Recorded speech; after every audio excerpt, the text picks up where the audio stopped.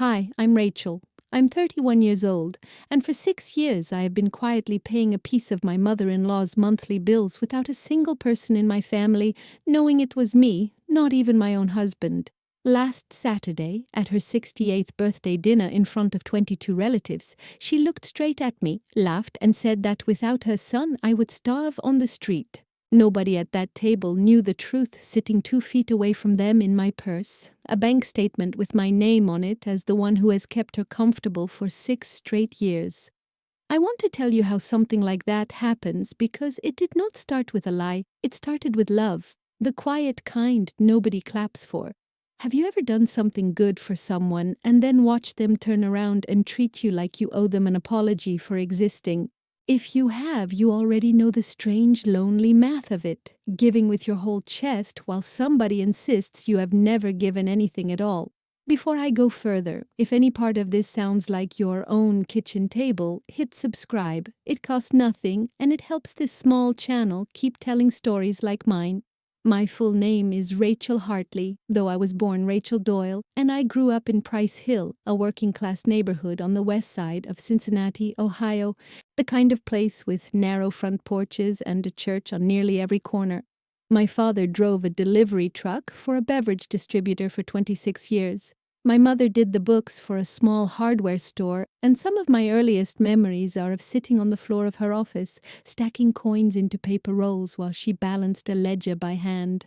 The smell of pencil shavings and carbon paper, still something I can conjure instantly if I close my eyes. I loved numbers before I understood what love even was. They made sense when almost nothing else did. I became an accountant, then a certified public accountant, working my way up over 9 years to a senior position at a mid-size firm downtown that handles trusts, small business books, and personal retirement planning for local families. I am good at my job. Genuinely good, the kind of good where partners ask for me by name when a client's paperwork is a mess and needs someone patient enough to untangle it. I met David when I was 24 at a mutual friend's barbecue, and he made me laugh so hard I spilled lemonade down my shirt in front of people I had just met. I married him 2 years later, certain I understood exactly what I was walking into, standing in a small stone chapel in Price Hill with my father's arm shaking slightly under my hand. David works in logistics, managing a warehouse floor for a regional distribution company, and he's a genuinely decent man, steady, funny, a good father to the daughter we have together now. His salary is respectable, but never quite enough on its own, not for a mortgage and childcare and groceries that seem to cost more every single month, and it certainly was never enough 6 years ago to cover the gap in his mother's retirement income. I say this without an ounce of resentment toward him. I say it because it matters for everything I'm about to tell you, because I was the one who quietly closed that gap, and I did it without ever once making him feel like less of a provider, folding the numbers into a shape small enough for him not to notice. David's mother, Megan, lives in Hyde Park, one of the more polished, tree-lined neighborhoods on the east side of Cincinnati, in a 2-bedroom apartment with hardwood floors and a view of a small park where she likes to walk in the mornings. She has lived there since before David's father, Gary, passed away 9 years ago, and she has fought hard to stay there ever since, because to Megan, that address means something. It means she has not slipped. It means she still belongs to the world she believes she has always belonged to. What almost nobody in my family understood was exactly how much that belonging costs every single month, and exactly who had quietly been covering the difference between what Gary left behind and what Hyde Park actually demands. From the very first year of our marriage, Megan treated me the way you might treat a coat-check girl who happened to marry into the family. Polite enough at a glance, but never quite an equal. She would introduce me at parties as David's wife, never as Rachel, never mentioning what I did for a living, as though my job title might accidentally make me sound too capable. At our engagement dinner, she told a table full of her friends that David had finally found someone to take care of. Her exact words, take care of, as if I were a project he had generously adopted, rather than a partner who balanced her own household books down to the penny and had done so since she was 19 years old. I told myself in those early years that this was simply how some mothers are with their sons' wives, a little territorial, a little slow to warm up, and that time would soften it the way time softens most things. I was wrong about that, though I would not fully understand how wrong for a long while yet. What I did understand almost immediately was that Megan's finances were far shakier than the polished Hyde Park address suggested, and that David, loyal and worried and utterly unable to say no to his mother, was quietly losing sleep over a shortfall neither of us could actually afford to fix on his salary alone, a worry he carried around his jaw like a stone he refused to set down at the dinner table. I understood, even in those early years, that some of Megan's territorial energy came from her own history, not that it excused anything, but it helped me hold it without hating her. She had married Gary at 19, into a family that considered themselves a step above the neighborhood she came from, and she had spent 4 decades by her own account, proving she belonged at that table. Hyde Park was never just an address to her, it was evidence. The physical proof that a girl from a cramped duplex on the edge of town had made something respectable of herself. I think somewhere underneath the comments about luck and taking care of me, she was terrified that I represented a version of belonging she had never fully trusted was permanent, even for herself.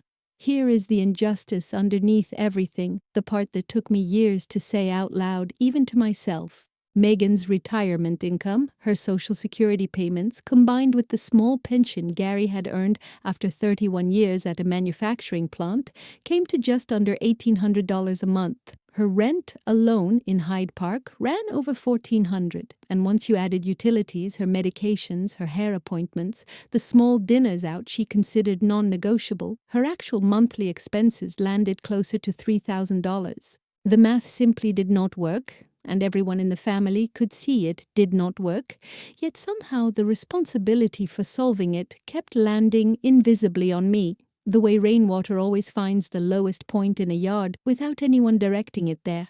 I remember sitting with those numbers alone in my car one evening in the parking lot outside Megan's building, the engine off, the radio silent, running the same subtraction over and over on the back of a receipt because some part of me needed to see it in my own handwriting before I could accept it was real.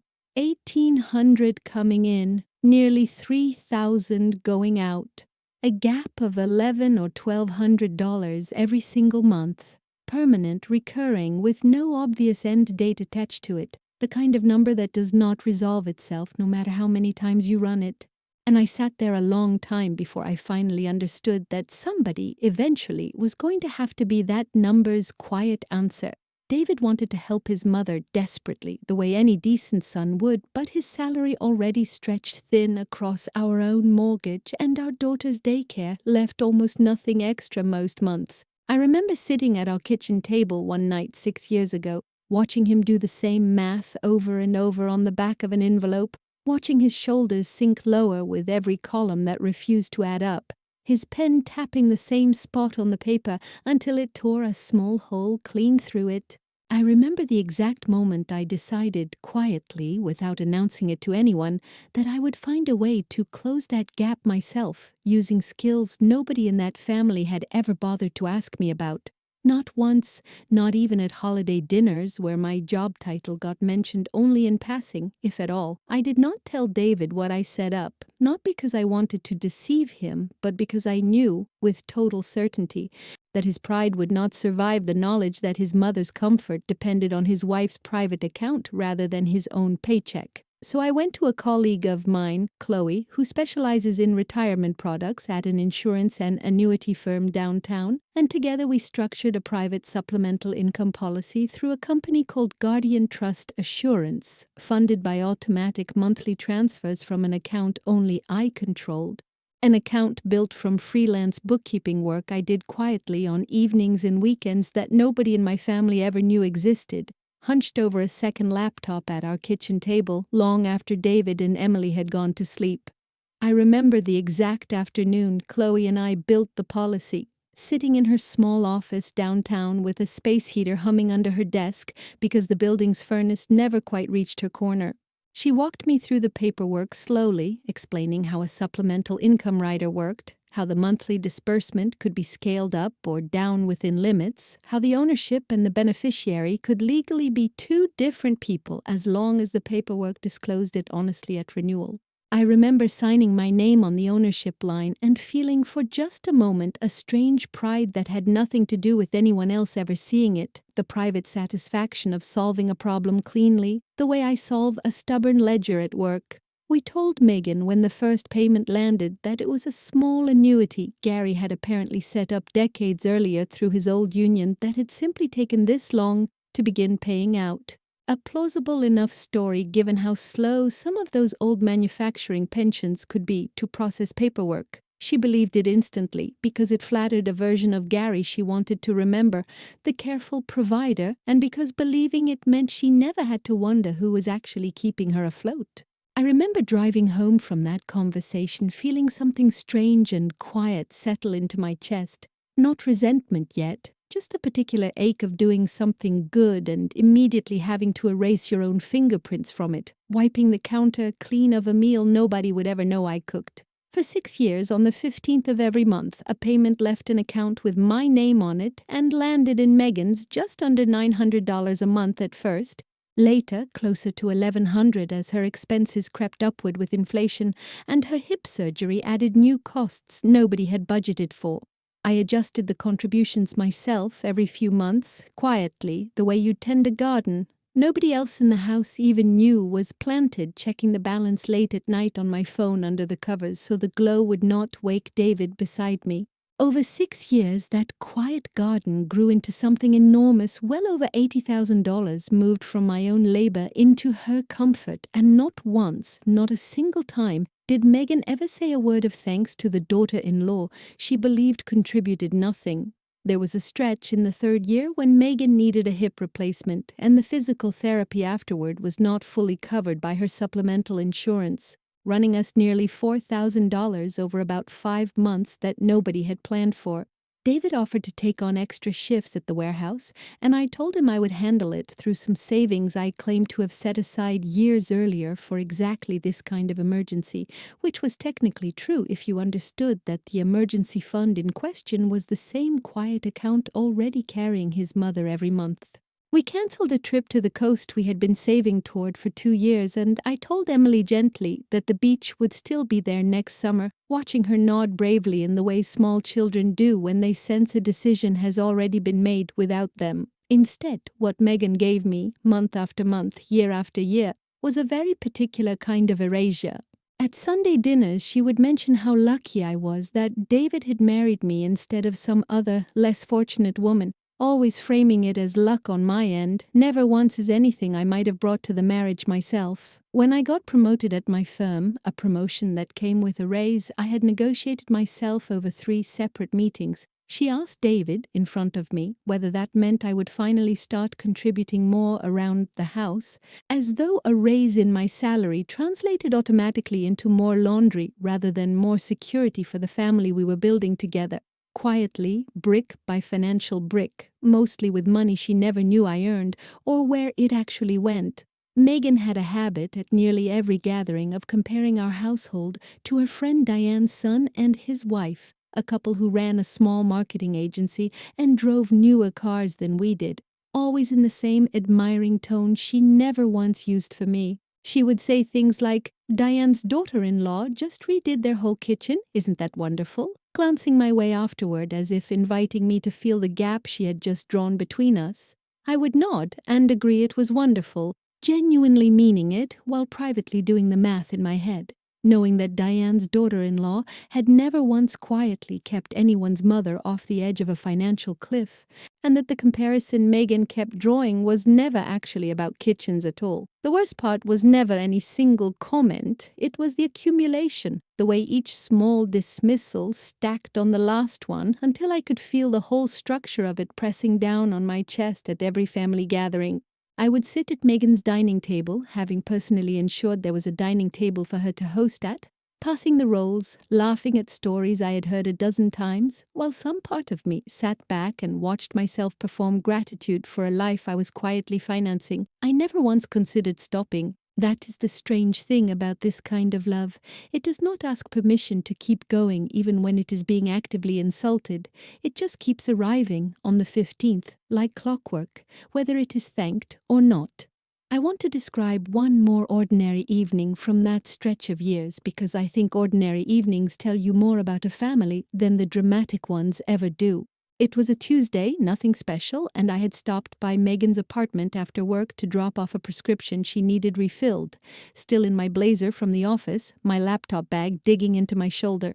She thanked me for the prescription, then spent the next 20 minutes telling me, in detail, about a financial planning seminar David had apparently mentioned to her, and how impressed she was that her son understood these things so well at his age.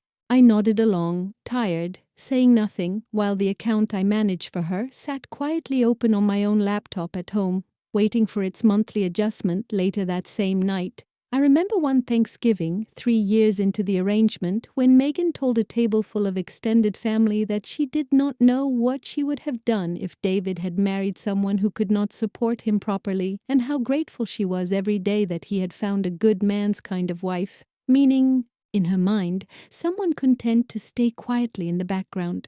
I remember gripping my fork under the table hard enough that my knuckles went pale, David's hand finding my knee under the tablecloth, without him understanding exactly why I needed it that particular moment. And I remember thinking, with a clarity that almost frightened me, that I could end this exact sentence in one breath if I wanted to, and choosing again not to. Swallowing it down with a mouthful of stuffing that suddenly tasted like nothing at all. There was a Christmas card photo that same year that I still think about more than I probably should. Megan arranged the whole family on her front steps in Hyde Park, directing people the way a director blocks a scene. David here, the grandchildren there, and when it came to me, she paused, looked me over for a second too long, and said I should stand toward the back since the coat I was wearing did not quite match the color scheme she had chosen for the card. Nobody else seemed to notice anything wrong with that instruction. I stood toward the back, smiling for the camera the way you learn to smile when you have decided privately that the fight is not worth having in front of children holding candy canes. And I mailed that card to my own parents in January with my face barely visible in the third row. Later that same evening, after the dishes were cleared and the men had drifted into the living room to watch football, Megan pulled me aside in her kitchen, ostensibly to help wrap leftovers, and told me quietly that she worried sometimes about David's future, about whether he had married someone who understood the value of $1 the way her generation did. I stood there, folding aluminum foil over a dish of stuffing, my hands moving on autopilot while my mind ran a private, silent inventory of every account I managed, every bill I paid on time, every dollar I had funneled into her own comfort, without her ever asking where it came from. And I said nothing except that I hoped David's future would be a good one, because arguing would have required a truth I was not yet ready to hand her. My own father, when I visited him on weekends, saw me completely differently, and I think that contrast is part of why Megan's version of me stung as much as it did. He would ask real questions about my work, about a client's tax situation, or a tricky reconciliation I had untangled that week, and listen to the answer like it actually mattered, the way he used to listen to my mother explain the hardware store's books at her home kitchen table decades earlier.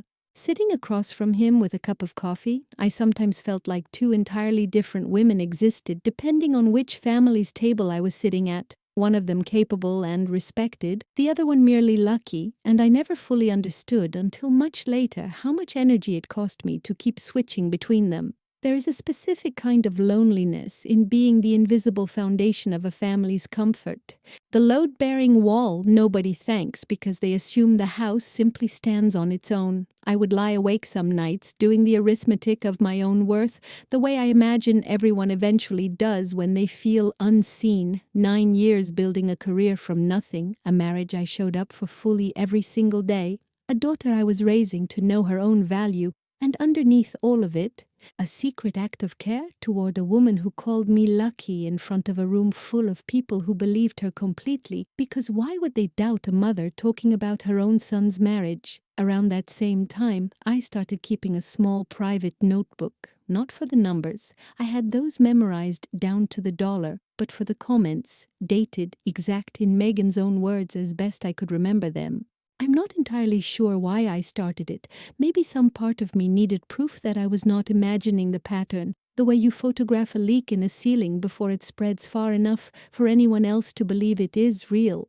I never showed that notebook to anyone, not even David, and I never once used it as ammunition in an argument.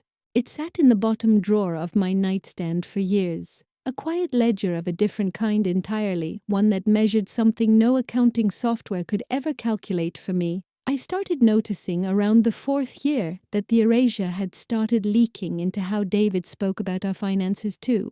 Not maliciously, just carelessly, the way people absorb the story they are told most often.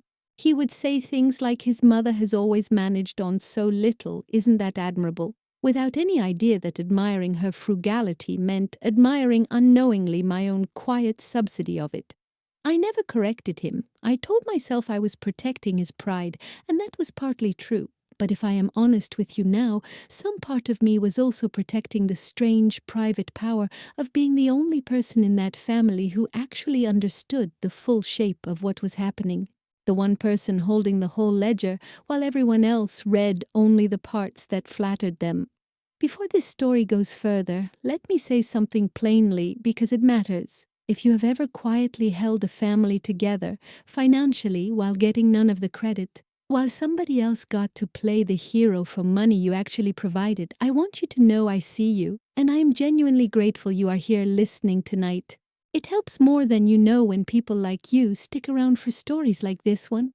All right, let me tell you what happened next, because the ground underneath all of it was about to shift in a way none of us saw coming, not even me, and I was the one who built the whole quiet machine in the first place. Megan's arrangement was never meant to be permanent in its original form. Guardian Trust Assurance structured these supplemental policies to renew every 5 years, requiring a fresh underwriting review and updated paperwork to keep the disbursements flowing without interruption. Chloe had warned me about this back when we first set it up, mentioning it almost in passing, the way you mention a distant deadline that feels safely far away. 6 years in, that distant deadline had quietly arrived, and Chloe called me one Tuesday afternoon at my desk to say Guardian Trust needed a renewal meeting scheduled before the policy lapsed, and that, per their newer compliance procedures, a representative now needed to review it in person with the named beneficiary present. I felt something tighten in my stomach the moment Chloe said in person. Because for 6 years, the entire architecture of this secret had depended on paperwork moving quietly through mail and email, never through a conversation happening in a room where David or Megan could ask a question I had not already prepared an answer for. I asked Chloe if there was any way around the in-person requirement, and she said gently that new state regulations around elder financial protection had tightened things considerably, precisely to prevent exactly the kind of quiet, undisclosed arrangement I had built, ironically enough, in an attempt to protect someone I loved, rather than exploit her the way those regulations were actually designed to catch.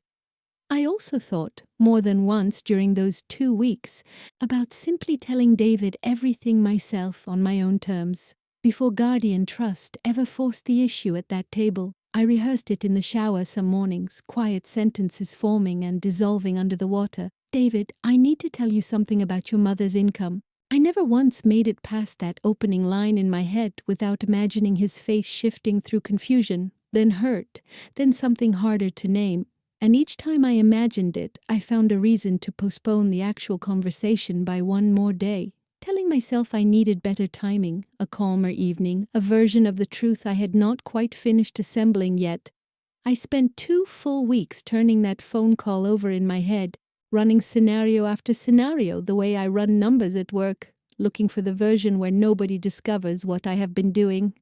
I considered simply letting the policy lapse quietly and finding some other, less visible way to keep the payments going. But Chloe reminded me that an abrupt disappearance of income would raise more questions from Megan than the truth ever would, especially once she started asking, as she inevitably would, why her mysterious old union annuity had suddenly stopped paying out after 6 reliable years of arriving right on schedule, the 15th of every month, like something she had come to trust more than she trusted most people. Some nights during those 2 weeks, I would stand in our bathroom after David had fallen asleep, running the tap quietly so the sound of it would not wake him, and study my own face in the mirror the way you study a stranger's, trying to guess how a woman who has kept a secret for 6 years is supposed to look when it finally comes undone. I did not recognize the tiredness sitting under my eyes. It was not the tiredness of a new baby or a hard week at work. It was older than that, 6 years old, and I remember thinking that whatever happened at that renewal meeting, some part of me was almost relieved to finally set that particular weight down, even if setting it down meant it might land loudly.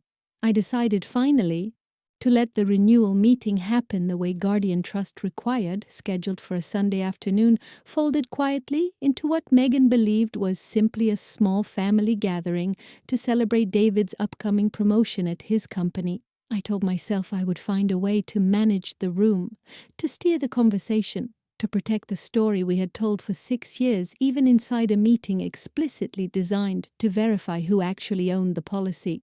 Looking back now, I can see how naive that plan was, but at the time it felt like the only door still open to me, the only way to buy a little more silence around something I'd built entirely out of love and was terrified would be misread as something else entirely, something calculating instead of something devoted.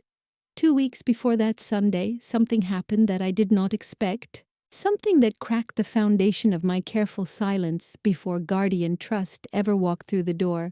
My daughter, Emily, who is 7 and entirely too observant for her own good, found an old bank statement I had left folded in the pocket of a coat I rarely wear, one with my name printed clearly at the top and Guardian Trust Assurance stamped across the letterhead.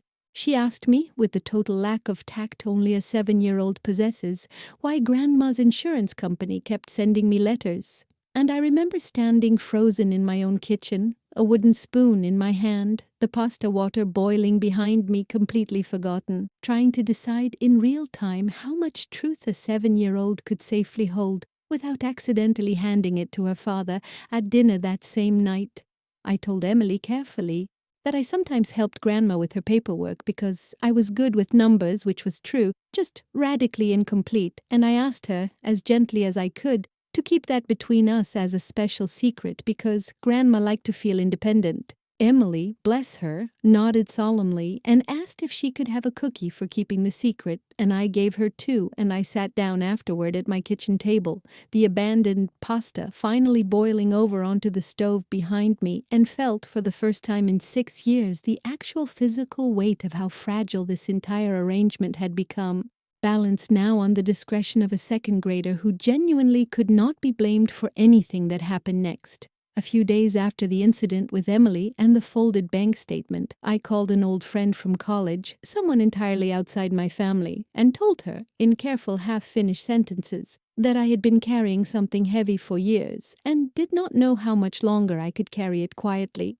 I did not give her the full story, not the numbers, not the name of the company, just the shape of it, a secret sacrifice nobody around me knew to appreciate. She asked me a simple question that stuck with me for days afterward, whether I was protecting David's pride or protecting myself from ever having to find out what he would say if he knew everything, and I did not have a clean answer for her, because honestly, I still do not know which fear was louder.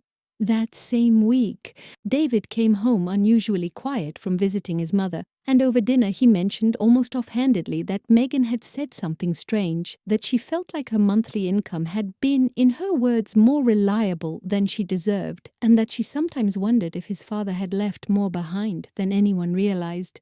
I felt my fork pause halfway to my mouth.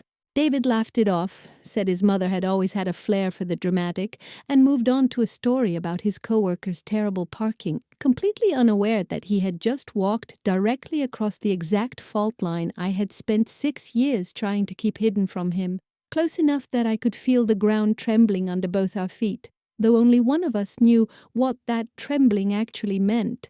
A smaller scare arrived the week before that. One that made my stomach drop the moment David mentioned it. Guardian Trust customer service line had called Megan directly about updating her contact preferences ahead of the renewal, standard procedure, entirely harmless, except the representative had apparently referenced in passing that the primary account holder's information also needed confirming. Megan told David about the call almost as a funny little inconvenience, some nonsense from the insurance company about an account holder, and David relayed it to me at dinner with a shrug, not realizing the account holder in question was sitting across the table passing him the salt with a hand that had gone slightly cold. I called Chloe that night from my car in the grocery store parking lot, sitting in the dark with the engine off, and I asked her, my voice smaller than I wanted it to be, whether there was any legal or practical way to keep my name off the paperwork Guardian Trust would present at the renewal meeting. She was honest with me, which I will always respect her for, and told me plainly that the policy legally required the owner's name disclosed to the beneficiary at every renewal, full stop, no workaround, no exception, because that exact disclosure requirement existed specifically to protect people like Megan from arrangements nobody could verify.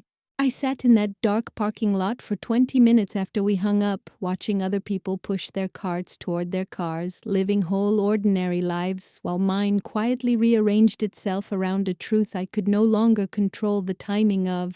Sleep during those 2 weeks became something I mostly negotiated with rather than actually had. I would fall asleep easily enough from sheer exhaustion, and then wake at 3 or 4 in the morning with my mind already running numbers, contribution totals, renewal dates, imagined conversations with David that I rehearsed and abandoned a dozen different ways before the sun came up. At work, a partner had to ask me twice one Thursday whether a client's depreciation schedule looked right to me, and I realized I had been staring at the same spreadsheet cell for nearly 10 minutes without actually seeing a single number on it, which had never once happened to me in 9 years at that firm. In the days that followed, I asked Chloe to help me gather every record we had, every deposit confirmation, every adjustment I had made to the contribution amount, every letter Guardian Trust had ever sent, and we spread it all across her kitchen table on a Wednesday night. 6 years of quiet devotion reduced to a stack of paper roughly 2 inches thick. Chloe kept saying gently that I should be proud of what that stack represented, and I kept saying nothing because pride was not the feeling sitting in my chest that night. It was something closer to grief. Grief for 6 years of a story I had never been allowed to tell out loud, and a strange, tight anticipation of finally being permitted to. I want to be honest with you about what I felt in those 2 final weeks, because it was not simple relief at finally being seen, not yet. It was mostly fear, a specific kind of dread that comes from knowing a truth is about to become undeniable in a room full of people who have spent 6 years believing a comfortable lie about you. I was afraid Megan would feel humiliated rather than grateful, and turn that humiliation into anger directed straight at me. I was afraid David would feel betrayed by the years of secrecy rather than moved by the years of sacrifice. If you have ever waited for a truth you built with your own hands to detonate on someone else's schedule, you already understand exactly the particular sleeplessness I am describing, lying flat on your back at 2 in the morning, counting ceiling tiles instead of sheep. I want to pause here for a moment because I know some of you are already guessing how this ends, and I promise you, the actual ending still surprised me, even though I was the one holding every single piece of it in advance. If a story like this has ever made you feel a little less alone at your own kitchen table, please take 30 seconds right now and subscribe. It genuinely helps this channel keep finding stories worth telling, and it costs you absolutely nothing except a tap of your thumb. Now let me take you into that Sunday, because everything that had been building quietly for 6 years finally arrived all at once at a dining table set with the good china. The drive over to Hyde Park took 18 minutes, the same 18 minutes it always took, past the brewery with its patio still closed for the season, past the little Italian place David and I went to on our second date, and I spent every one of those minutes rehearsing versions of a conversation I could not actually control the direction of. David hummed along quietly to the radio beside me, entirely at ease, while Emily narrated an elaborate story about her stuffed rabbit from the back seat. And I remember gripping the steering wheel at 10 and 2, thinking that this ordinary car ride, filled with an ordinary Sunday soundtrack, was very likely the last one we would ever take without this particular truth sitting somewhere in the car with us. That morning, before we left for Megan's apartment, I stood in front of my closet longer than the occasion reasonably called for. trying to decide what a woman wears to a dinner that might quietly end 6 years of a carefully kept secret. Emily sat cross-legged on our bed, swinging her legs off the edge, asking why I kept changing my mind about a sweater, and I told her I just wanted to look nice for Grandma's celebration, which was true in the smallest, most technical sense possible. David called up the stairs that we would be late if I did not hurry, entirely unaware that lateness was the least significant risk either of us was walking into that particular afternoon. The Sunday of the renewal meeting arrived overcast and unusually cold for early autumn in Cincinnati, the kind of gray sky that makes everything feel slightly more consequential than it might on a sunnier day. Megan had set her dining table with the good china, believing the gathering was purely for celebrating David's promotion, unaware that a man named Stephen from Guardian Trust Assurance would be arriving at 4 o'clock with a folder containing 6 years of paperwork bearing my name in careful, undeniable black ink. I remember standing in her kitchen helping arrange rolls into a basket, my hand steady on the surface, but my heart moving at a pace that felt entirely disconnected from the calm domestic scene around me, the smell of rosemary and roasting chicken thick enough to taste. 12 people sat at that table by the time Stephen arrived, David's cousins and aunt, Megan's closest friend from church, who she had insisted on inviting, all of them relaxed, full of pot roast and mild wine, entirely unaware that the afternoon was about to reorganize itself around a folder currently sitting on the entry table by the door. Megan, riding the warm confidence of hosting a full house, chose that exact moment between the main course and dessert to lift her glass and make the comment that had been building in her for 6 years. The comment I had absorbed politely 100 times before, but that landed differently now, knowing what was still sitting unopened by that front door. A folder I could see clearly from where I sat without turning my head. She said it lightly, almost fondly, the way you'd deliver a compliment you believe is generous, that she often told her friends how fortunate I was, that without David's steady salary I would genuinely have nothing, that I would, and I remember the exact words, quote, starve on the street without her son taking care of me. A few people at the table laughed the polite laugh people give when they are not entirely sure a joke was meant to be funny. I smiled too, out of 6 years of practice reflex, but for the first time in a long while, I did not feel small hearing it. I felt something closer to a held breath, the particular stillness of someone standing at the top of a staircase they already know they're about to walk down. Stephen arrived exactly on time, apologetic about interrupting a family dinner, professional in the mild, slightly nervous way insurance representatives often are when they realize they have walked into a celebration rather than an empty conference room. Megan, delighted and a little proud to have official business conducted at her table, insisted he simply speak in front of everyone rather than pulling her aside, certain, I think, that whatever paperwork he carried would only reflect well on the modest, capable life she believed she had built entirely through her late husband's careful old-world planning and her own frugal discipline over the decades since he passed away 9 years earlier. Stephen opened the folder, thanked Megan for her patience over the years with the renewal process, and began reading through the summary the way representatives are trained to, factually, without drama, entirely unaware he was about to detonate something 6 years in the making. He said the policy had performed exactly as structured, current balance, current disbursement rate, and then, glancing up briefly as though confirming a detail everyone already knew, he said the words that changed the shape of that entire dining room. That the policy owner of record, the person who had funded and maintained this account for the past 6 years, was listed as Rachel Hartley. For a moment nobody moved. I watched the words travel across that table the way you watch weather roll across an open field, slow at first, then all at once. Megan's fork stopped halfway to her plate. David turned toward me with an expression I had never seen on him before, not anger, something closer to disbelief trying to reassemble itself into understanding in real time.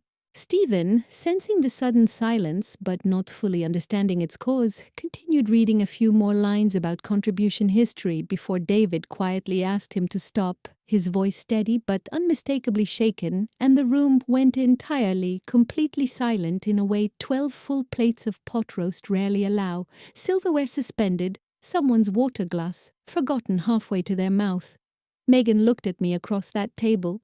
the same table she had just used minutes earlier to call me a woman who would starve without her son, and I watched, in real time, the exact structure of her understanding rearrange itself piece by piece. 6 years of monthly payments, 6 years of a comfortable Hyde Park apartment, 6 years of hair appointments, and modest little dinners out. All of it suddenly attached to a name she had spent 6 years underestimating at that very table. She did not say anything for what felt like a very long time. Her hand, I noticed, had started to tremble slightly around her wine glass, though whether from shock or shame I genuinely could not tell in that first frozen moment, and I found I did not need to guess because I could wait. Somewhere down the table I heard David's aunt whisper to the cousin beside her, not quietly enough, asking whether she had heard that right, and I saw Megan's church friend set down her fork entirely, watching Megan with an expression that was not unkind, more like the particular attentiveness people give a friend they suspect is about to need them. Nobody at that table said a cruel word. Nobody needed to. The silence itself was doing all the work 6 years of comments had never managed to undo, and I sat inside it, oddly calm, the way you feel calm in the exact center of a storm you built yourself, brick by careful brick, without ever once meaning to build a storm at all. David found his voice before his mother did, asking me quietly, almost gently, whether what Stephen had just said was true, and I said yes, plainly, without apology, because 6 years of silence had earned me at least that much honesty in the moment it finally mattered. I explained briefly in front of everyone that I had set up the policy the year we discovered his mother's retirement income could not cover her expenses, that I had used money from freelance work he never knew I did, that I had let everyone believe it came from his father's old union pension, because I knew even then how much easier that story would be for his mother to accept than the truth sitting right in front of her. Megan finally spoke, her voice smaller than I had ever heard it, asking why I had never told her, why I had let her believe for 6 years a story about a dead man's forgotten pension, rather than simply telling her the truth about her own daughter-in-law. I answered her honestly, my voice steady despite everything shaking underneath it, that I had not done it for credit, that I had done it because I loved her son, and underneath 6 years of small cruelties, some stubborn part of me had also loved her, and that I had genuinely believed at the time. Protecting her pride mattered more than protecting my own reputation at that very dinner table she had chosen of all places to call me a woman who would starve. I did not raise my voice. I did not list every comment she had ever made about me starving on the street or being lucky David chose me. I simply let the folder speak the arithmetic I had spent 6 years speaking through action instead of words, and I watched a woman who had spent 6 years certain she understood exactly where I stood in her family realize in front of everyone she cared most about impressing, that she had never actually understood anything close to the full picture at all. Stephen, visibly uncomfortable at having stumbled into the middle of 6 years of family history, quietly gathered his folder and offered to finish the remaining paperwork another day, and nobody stopped him from leaving. The rest of that dinner did not turn into a dramatic scene.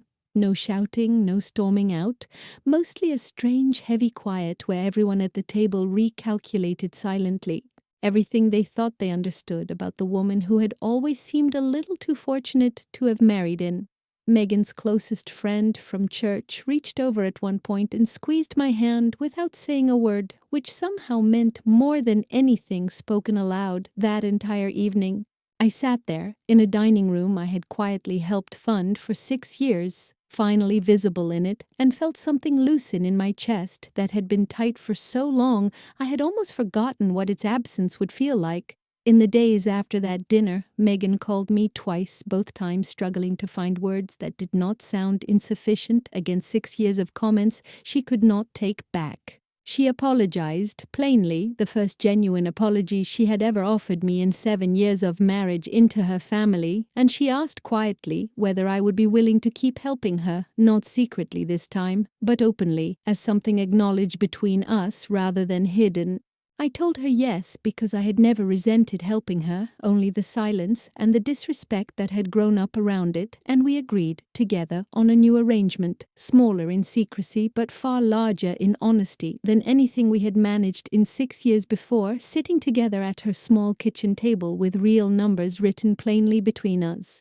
Word traveled through the extended family the way it always does, quietly, in a string of phone calls and messages over the following days. Megan's sister called me directly to apologize on Megan's behalf, saying she had suspected for years that something did not add up about that old union pension and had simply never asked. David's cousin sent a message saying she had always admired how I carried myself at family gatherings and now finally understood why it had sometimes looked like restraint rather than shyness. None of it changed what had happened, but it settled something in me anyway, the quiet, cumulative relief of being understood correctly by people who had spent years getting me slightly wrong. David and I had a long conversation that same week, sitting on our back porch after Emily had gone to bed, the cold October air making our coffee steam visibly between us, the porch light drawing a single moth against the screen. He was not angry about the money, not really. He was hurt that I had carried something that heavy for 6 years without trusting him enough to share the weight of it. I told him the truth, that I had been protecting his pride more than hiding anything from Malice, and he sat with that for a long time before saying quietly that he wished I had believed he was strong enough to hear it sooner. It was the most honest conversation we had had in years, and somehow, painfully, it brought us closer than we had been in a long while. Chloe and I sat down together the following week to formally restructure the policy paperwork, this time with Megan and David both present at her kitchen table, going through every line the way I would walk a client through their own accounts. We built an actual budget with Megan on paper showing her exactly where every dollar of her income went each month, and for the first time in 6 years, she asked questions instead of assumptions, real questions about her own finances. The kind of questions I had always wished someone would let her ask me directly. It felt strange watching a 70-year-old woman finally understand the shape of her own household money at her own dining table, but it also felt like the most honest afternoon our family had spent together in years. I set a boundary that week that I had never managed to set in 6 years of quiet giving, telling Megan clearly that I would keep contributing to her comfort, because I genuinely wanted to, but that it would happen openly now. Discussed at family dinners like any other financial decision an adult family makes together, never again disguised as some dead man's forgotten pension arriving through pure luck. She agreed without argument, something I noticed immediately, because arguing would have required pretending she still believed the version of me she had built for 7 years, and that version had quietly left the room the moment Stephen read my name off that page. Emily asked me a few weeks later. In that direct way, children ask about things adults would rather explain gently over time, whether it was true that I paid for some of Grandma's apartment.